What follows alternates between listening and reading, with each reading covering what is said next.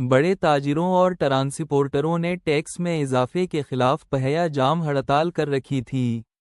جب زرار نے سڑکوں پر ٹریفک نہ ہونے کے برابر دیکھی تو اپنی کار لے کر میاں جی کے ڈیرے کی طرف نکل پڑا۔ وہ ڈیرے کے صحن میں داخل ہوا، ہمیشہ کی طرح ملنگ اسے برگد کے پیڑ کے نیچے بیٹھا ہوا نظر نہیں آیا۔ اس نے ارد گرد دیکھا، لنگر خانے کی باہر سے کنڈی لگی ہوئی تھی، خادموں کے دونوں حجروں کے دروازے بھی بند تھے۔ ملنگ کبوتروں والے کھڈے کے پاس آلتی پالتی مار کر دانہ چنتے ہوئے کبوتروں کی موبائل کے ساتھ ویڈیو بنا رہا تھا۔ زرار کے ہونٹوں پر طنزیہ مسکراہٹ آ ٹپکی۔ زرار نے اپنے سامنے میاں جی کے حجرے کی طرف دیکھا جس کا دروازہ کھلا ہوا تھا۔ وہ حجرے کی طرف چل دیا۔ داخل ہوتے ہی با آواز بلند سلام کیا۔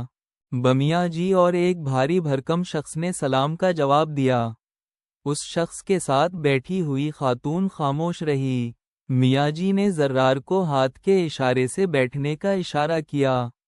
میاں جی، ہم اپنی مرضی سے دے رہے ہیں، سونے میں لدی پھدی خاتون نے خاکی لفافے کی طرف دیکھتے ہوئے کہا، جو اس کے شوہر نے میاں جی کی طرف کر رکھا تھا۔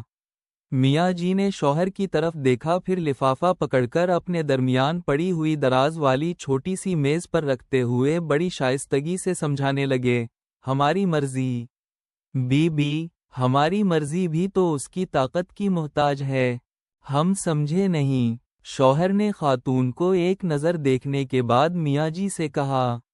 میاں جی اپنی نشست سے اٹھتے ہوئے بولے، ظہر کا وقت ہو گیا ہے۔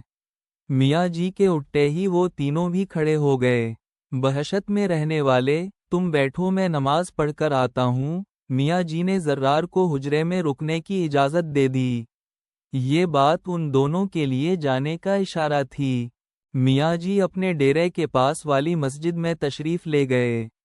ان کے جانے کے بعد شوہر نے خاکی لفافے کی طرف دیکھا، جو اس کے نزدیک بہت خاص، جبکہ میاں جی کے نزدیک بہت سارے تصویر والے اعلیٰ کاغذ ایک عام سے خاکی لفافے کا لباس اوڑھے ہوئے تھے۔ اس لفافے میں پورے 2 لاکھ ہیں۔ میاں جی کے آنے تک ان پیسوں کا خیال رکھنا۔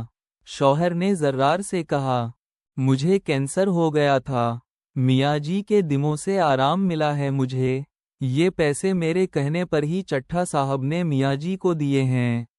خاتون نے کندھے اچکاتے ہوئے زرار کی طرف دیکھ کر شوخی ماری۔ زرار نے ان کی باتوں کا کوئی جواب نہیں دیا۔ وہ دونوں وہاں سے چلے گئے۔ جب وہ دونوں ڈیرے سے باہر نکلے تو ان کی سیاہ ہونڈا سٹی کے ساتھ سرخ آڈی کھڑی تھی۔